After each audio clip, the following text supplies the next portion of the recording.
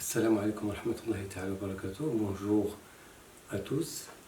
Et dans cette séance, on va faire l'exercice sur l'étude des fonctions numériques de l'examen national commun du baccalauréat, session de rattrapage 2016 pour la branche sciences expérimentales. Alors, l'exercice est un problème noté sur 8 points. Il est composé de deux parties. Alors, premièrement, soit j'ai la fonction numérique définie sur 0 plus l'infini par g de x est égal à 2 sur x moins 1 plus 2 ln de x. On considère ci-contre au tableau de variation de la fonction g sur 0 plus l'infini. Donc ici, on a une fonction définie sur 0 plus l'infini par son expression g de x est égal à 2 sur x moins 1 plus 2 ln de x, et on nous a donné son tableau de variation sur l'intervalle 0 plus l'infini. Alors g' s'annule au point 1, négatif plus positif, la fonction décroissante puis croissante. Ici on a la limite en 0 plus et plus l'infini, en plus l'infini aussi plus l'infini. Ici on a g de 1. La première question, calcul de g de 1.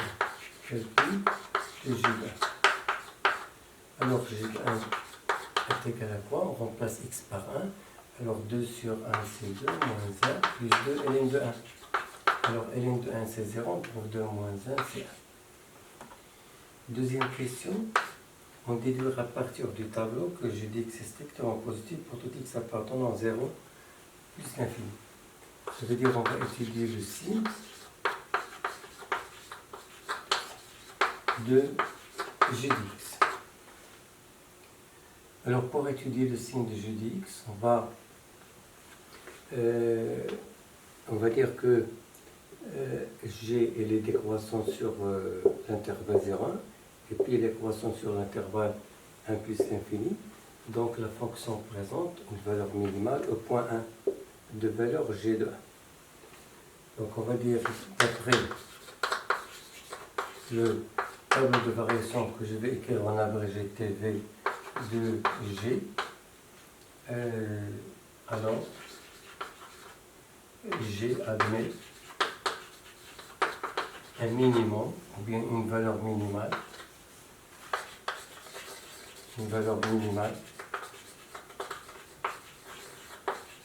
au point x est égal à 1. Et bien sûr sur l'intervalle 0 plus infini. Donc d'après les définitions de la valeur minimale, alors on peut en déduire quelqu'un que sur x appartenant à l'intervalle 0,1, g de x est le supérieur ou égal à g de 1. Donc quand on dit la valeur minimale, ça veut dire la plus petite valeur prise par g sur l'intervalle 0 plus infini. Ça veut dire g de 1 c'est la valeur la plus petite parmi les valeurs de x qui appartient à 0 plus l'infini. Et d'après la question 1, on a calculé g de 1, on a trouvé 1, et 1, il est strictement supérieur à 0, d'où g de x par transitivité, il est supérieur strictement à 0. G de x supérieur ou égal à g de 1 égale à 1 supérieur strictement à 0. Du moment ici on a strictement, alors g de x va être supérieur strictement à 0. Deuxième partie du problème, grand 2, on considère la fonction numérique f définie sur l'intervalle 0 plus infini par f de x égale 3 moins 3x plus 2 fois, entre parenthèses x plus 1 ln de x, soit c'est la courbe représentative de f dans un repère autonome OJ, l'unité de centimètre. Donc ici on a la fonction principale définie sur 0 plus infini par son expression f de x égale à 3 moins 3x plus 2 fois x plus 1 ln de x. Alors l'unité, on aura besoin à la représentation et dans le calcul de l'air. Première question, montrer que la limite de f de x quand x tend vers 0 plus est égal à moins l'infini, interpréter géométriquement ce résultat. Donc ici, on a deux questions. Tout d'abord, calcul de les limites quand x tend vers 0 plus de f de x, et puis on va interpréter ce résultat graphiquement. Alors pour calculer les limites en 0 plus, on va calculer les limites de chacune de ces parties de cette fonction. On a trois expressions à calculer leurs limites. Tout d'abord, les limites quand x tend vers 0 plus de ln, c'est une limite usuelle, c'est moins l'infini. Et pour les polynômes ils sont contenus en tout point de R, en particulier ils sont contenus à droite de 0. Donc la limite c'est l'image. Donc ça veut dire que les limites de ce polynôme en 0 plus, c'est l'image de 0 par ce polynôme. Ça veut dire qu'il faut remplacer x par 0, 2 fois 0 plus 1, c'est 2. Et de la même façon pour l'autre polynôme, 3 moins 3x, on remplace x par 0, on trouve 3 moins 0, c'est 3. Donc, en utilisant les opérations sur les limites, alors les limites de notre fonction f, ça va être celui de 3 moins 3x est égal à 3, plus 2 fois les limites de x plus 5 qui est égal à 2, fois les limites de ln qui est moins l'infini. Donc moins l'infini fois 2 c'est moins l'infini, plus 3 c'est moins l'infini. Et la deuxième question, ça va être l'interprétation géométrique ou bien graphique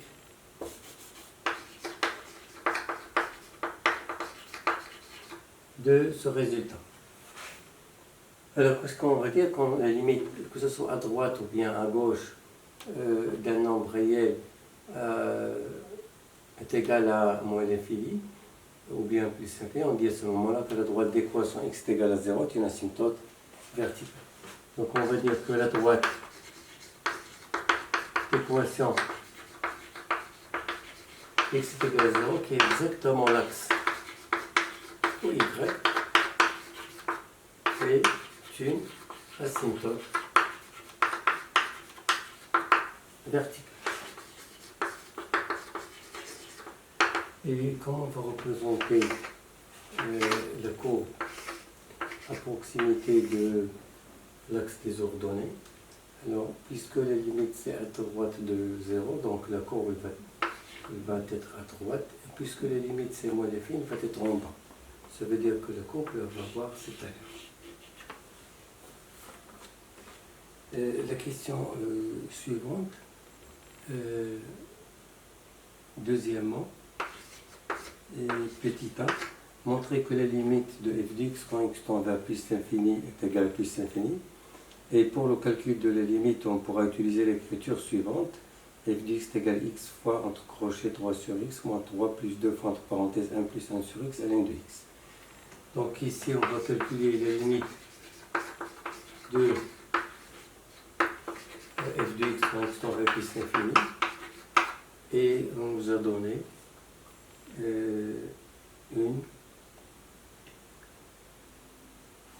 une deuxième expression de f.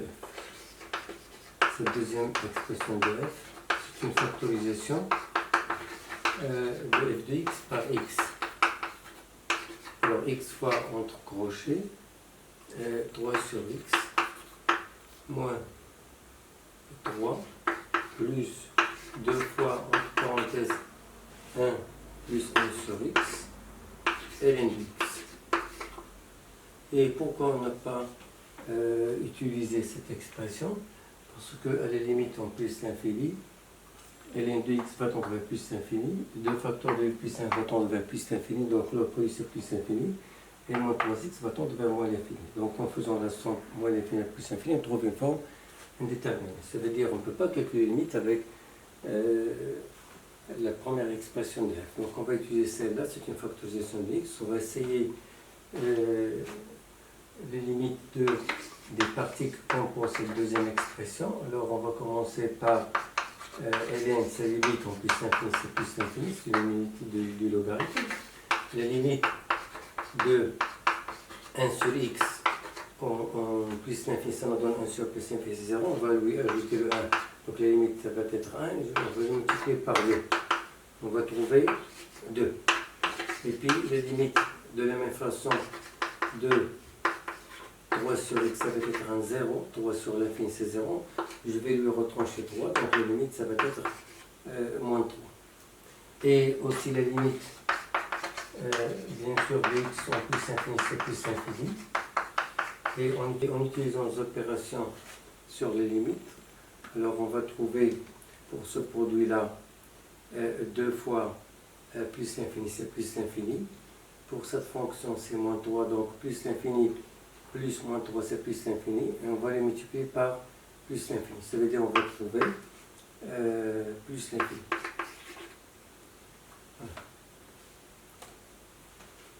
Suivante, petit b, montrer que la courbe C admet un voisinage de plus infini, une branche parabolique dans la direction et de l'axe des ordonnées. Alors, pour répondre à cette question, je veux dire l'étude de la branche infinie au voisinage de plus infini. Alors ici, on a calculé la première limite, on a trouvé plus l'infini. Maintenant, on va calculer la deuxième limite, celle de f de x sur x. Quand x tend vers plus l'infini, on va utiliser cette même expression dans laquelle on a une factorisation par x. Et maintenant, quand on veut diviser par x, on va simplifier par x. Donc, il va rester le terme entre crochets, 3 sur x moins 3 plus 2 fois 1 plus 1 sur x, ln de x. Et ce terme, sa limite, c'est quoi? C'est la limite de 3 sur x moins 3 qui est égal à 3, et plus la limite de 2 fois 1 plus 1 sur x qui est égal à 2, et celui de logarithme, c'est plus l'infini. Donc plus l'infini fois 2, c'est plus l'infini, plus moins 3, ça nous donne plus l'infini. Alors quand cette deuxième limite c'est plus l'infini, on dit à ce moment-là, donc CF admet une branche parabolique que je vais écrire en abrégé de direction c'est de l'axe OY au voisinage de plus l'infini. Et comment on va représenter notre fonction à droite du repère, c'est-à-dire au voisinage de plus l'infini? Alors, la courbe il va avoir l'allure d'une parabole, bien il va être sous cette forme-là, bien sous cette forme-là.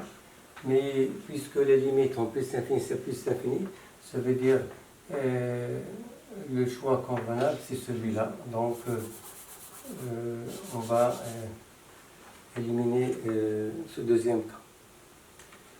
Troisième question, petit a, montrer que f' de x est égal à g de x pour tout x appartenant à 0 plus l'infini. Donc montrons que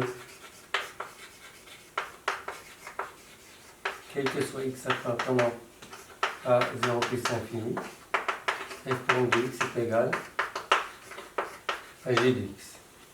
Alors on va calculer la dérivée de notre fonction en utilisant bien sûr la première expression qui a été donnée, 3 moins 3x plus 2 fois x plus 1 ln de x. Donc les dérivées de f, c'est les dérivées de cette fonction qu'on peut considérer comme étant la somme de deux fonctions. Ici on a la première fonction, ici la deuxième. Donc on va utiliser la dérivée de la somme, c'est la dérivée de la première fonction plus la dérivée de la deuxième. On peut sortir de la dérivation. Ici on va avoir le produit de deux fonctions. Donc on va dériver la première fonction fois la deuxième plus la première fonction fois la dérivée de la deuxième. La dérivée de 3 c'est 0, de moins 3x c'est moins 3. Et la dérivée de x plus 1 c'est 1, donc 1 fois ln, plus x plus 1 fois la dérivée de ln, c'est 1 sur x. Donc on va développer ce produit-là. Alors on va avoir moins 3, plus 2 fois ln de x, plus 2 fois x fois 1 sur x, ça veut dire 2x sur x, ça veut dire 2. Et plus 2 fois 1 fois 1 sur x, ça veut dire 2 sur x. Alors 2 moins 3, c'est moins 1, donc on va avoir 2 sur x, moins 1, plus 2, ln de x. Alors c'est exactement la fonction g qu'on a introduite dans la première partie.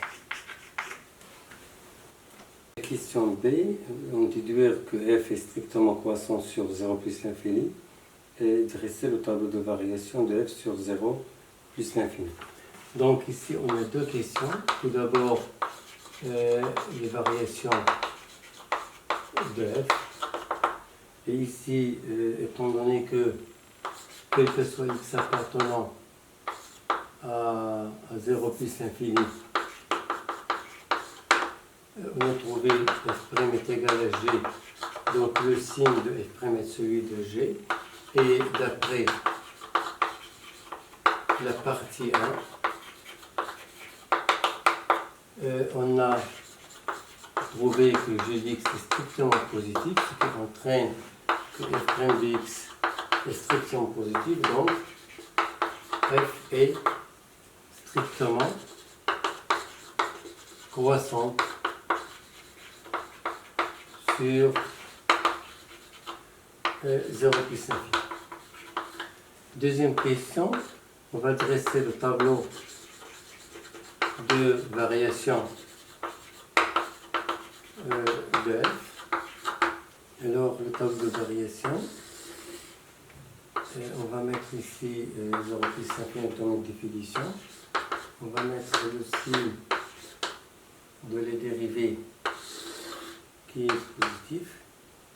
Ici, on va mettre la limite en 0 plus t moins l'infini. Et la monotone de f, la fonction strictement croissante. Ici, la limite en plus l'infini. Quatrièmement, petit a, montrer que le point de I de coordonnée 1, 0 est un point d'inflexion de la courbe C. Alors, montrons que le point I de coordonnée 1, 0 est un point d'inflexion à la courbe C. Alors, pour déterminer le point d'inflexion, on va calculer les dérivées suivantes. La première dérivée, c'était g de x. Donc, le deuxième dérivé de f, c'est le dérivé de g. Et le dérivé de g, on a son signe dans le tableau qu'on nous a donné dans la première partie. Et le signe de g' s'annule au point 1, ici négatif, ici positif. Donc on remarque bien que la dérivée seconde change s'annule en changeant de signe au point 1. Donc le point I d'abscisse 1 est d'ordonner l'image de 1, c'est-à-dire le point de coordonnée 1 et l'image de 1, si on le calcule, on trouve 3 moins 3 c'est 0, plus 2 fois 2 ln de 1 c'est 0. C'est un point d'inflexion.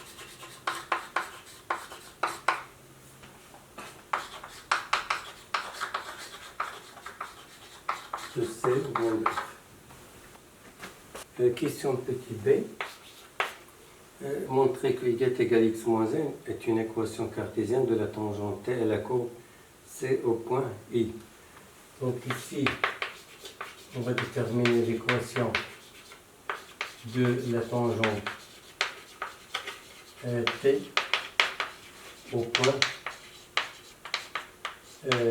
I, c'est de coordonnées 1, 0. Alors, l'expression de la tangente f' de l'abscisse de I est égale à 1, fois x moins 1, plus f de 1.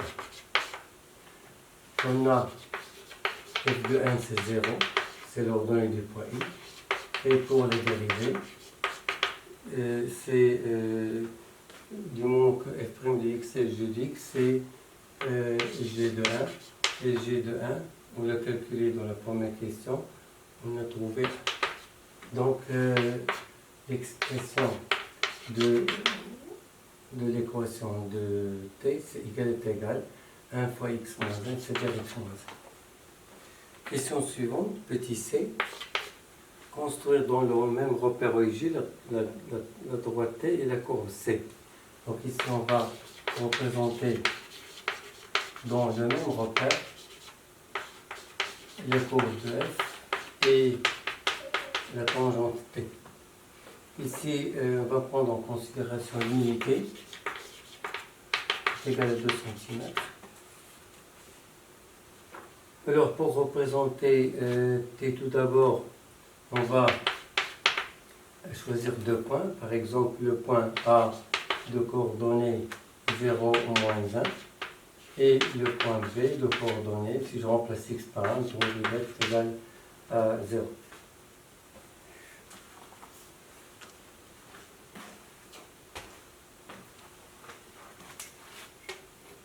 Alors on va tracer notre repère.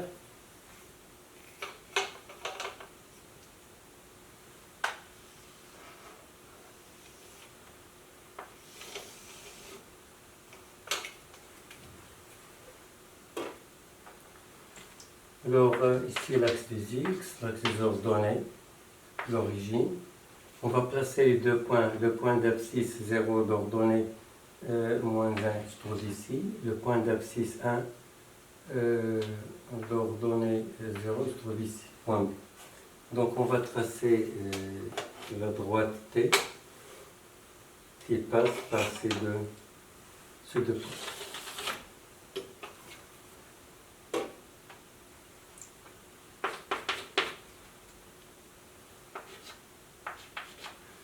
Alors pour représenter la courbe de f, il faut voir le tableau de variation. Ici on a une seule flèche, donc on va représenter comment il va débuter cette flèche, comment il va se terminer. Et on va essayer de les lier par continuité. Alors pour cet exemple-là, on n'a pas un point où s'annule la dérivée, ça veut dire qu'on n'a pas une tangente horizontale, donc on va aller voir les branches à l'infini. Donc à droite de 0, on a dit qu'on a une asymptote verticale. Alors puisque les limites à droite c'est moins l'infini, donc la courbe, on va la représenter à droite de l'axe des ordonnées en bas, comme ça. Et la branche à l'infini au plus infini, on a dit que la courbe il va avoir la direction de celle de l'axe des y, et puisque la limite c'est plus infini, donc on va avoir la leur suivante. Voilà, ici on peut remarquer que la concavité sont différentes de ces deux parties de la parabole, donc il faut un point d'inflexion, on l'a déjà déterminé, c'est le point de coordonnées 1, 0, donc c'est exactement ce point-là. Donc, que j'ai bien noté. Donc, ça veut dire qu'à partir de ce point-là, on va changer la concavité de cette façon.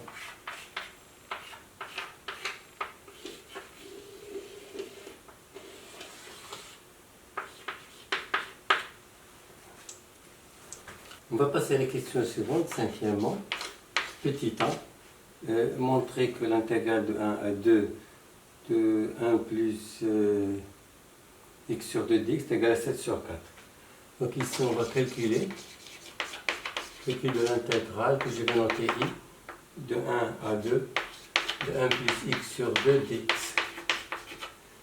Alors pour calculer cette intégrale, je vais écrire notre fonction sous la forme de 1/2 fois x pour faciliter la primitive de 1/2x, donc la primitive de 1 c'est x, et celui de 1/2x c'est 1/2 fois la primitive de x qui est égale à x carré sur 2, pris entre les bords 1, 2. Donc l'image de 2, ça va être 2 plus ici 2 au carré sur 4 c'est 1, moins l'image de 1, ici on va avoir 1 plus 1 au carré sur 2 c'est 1 quart. Donc on va avoir, si on enlève ces parenthèses, 1 moins 1 c'est 0, on va trouver 2 moins 1 quart, c'est-à-dire 8 moins 1, c'est-à-dire 7 sur 4. Petit b, à l'aide d'une intégration par partie, montrer que l'intégrale de 1,2 de x plus 1 ln de x dx est égale à 4 ln de 2 moins 7 sur 4. Donc ici, on va calculer une autre intégrale que je vais noter j, de 1 à 2 de x plus 1 ln de x dx. Et le résultat, il est donné, c'est 4 ln de 2 moins 7 sur 4. Ici, on nous demande d'utiliser l'intégration par partie quand la fonction intégrée, c'est un produit d'un polynôme avec une fonction logarithme. On pose i de x, c'est ln, et v', c'est le polynôme. À ce moment-là, i', c'est les dérivés de ln, c'est-à-dire 1 sur x. Et la primitive de x plus 1, c'est x carré sur 2 plus x. Alors j, elle est égale au produit i fois v, c'est-à-dire x carré sur 2 plus x ln de x. Et entre les bornes 1, 2, on l'intégrale de 1, 2 du produit qu'on a dans cette accolade, c'est-à-dire i' fois v, c'est-à-dire 1 sur x multiplié par x carré sur 2 plus x dx. Alors ici, on va remplacer x par 2, donc 2 au carré c'est 4 sur 2, c'est 2 plus 2 c'est 4, donc on va avoir ici 4 ln de 2 moins l'image de 1, ça va être 1 au carré sur 2 plus 1 fois ln de 1. ln de 1 c'est 0, donc on va trouver 0. Ici on va développer ce produit, on va simplifier par x. Ici on va avoir x sur 2 et 1 sur x fois x, on va simplifier de notre x, on trouve 1 dx. Et cette intégrale, c'est exactement l'intégrale i, on l'a déjà calculé, on trouvait 7 sur 4, donc on va remplacer par sa valeur, on trouve 4 ln de 2 moins 7 sur 4. Petit c, calculer en centimètres carrés l'aire du domaine plan limité par la courbe C, l'axe des abscisses et la droite d'équation x est égal à 1, x est égal à 2. Donc ici on va calculer calcul de l'aire du domaine que je vais noter delta. Limité par la courbe C, l'axe des x, et de droite d'équation x est égal à 1. Et la droite d'équation x est égale à 2.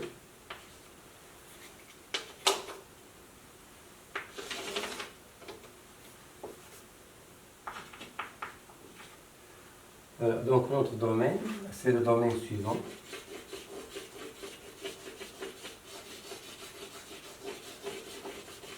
Donc il est limité par 4 courbes.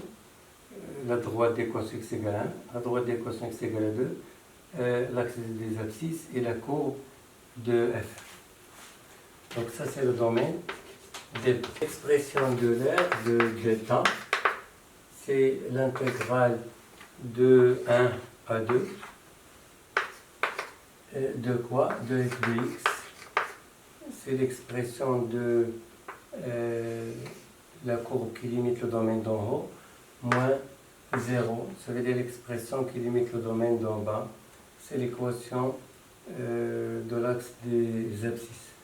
dx multiplié par ua. Alors ici, on a l'unité égale à 2 cm. Donc ua va être égal à la surface du carré de côté de cm, ça veut dire 4 cm carrés. Donc a de delta est égal à l'intégrale de 1 à 2. L'expression de f, c'est 3 moins 3x plus 2 fois x plus 1 ln de x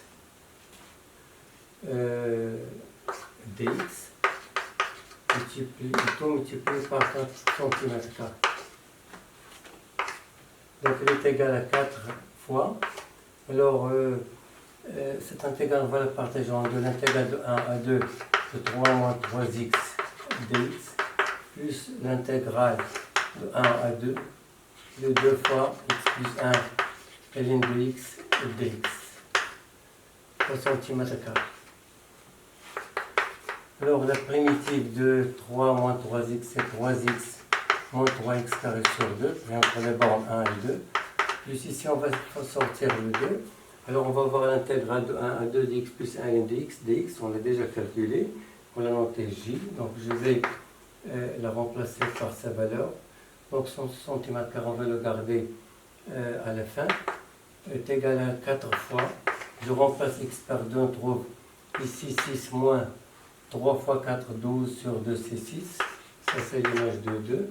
Je vais retrancher l'image de 1. C'est 3 moins 3 demi. 3 moins 3 demi.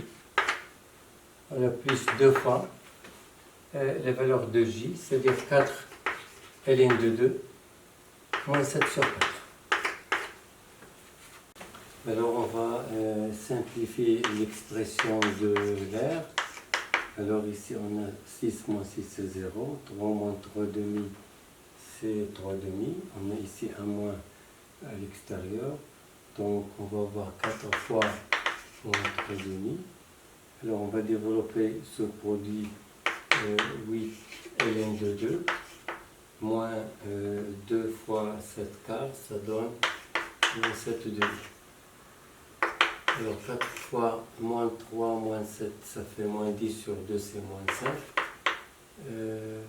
Plus ln de 2.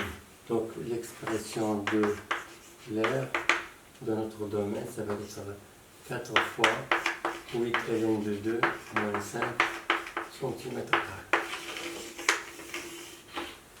Une dernière question, petit 6.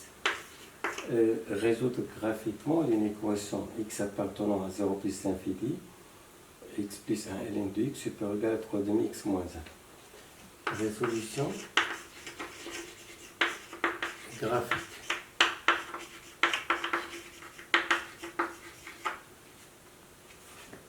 De l'inéquation sur l'intervalle 0 plus l'infini, x plus 1 ln de x supérieur ou égal à 3 demi multiplié par x moins 1. Alors pour résoudre cette inéquation graphiquement, on va essayer d'écrire cette inéquation en fonction de f. Alors qu'est-ce qu'on va faire? On va tout d'abord multiplier par 2.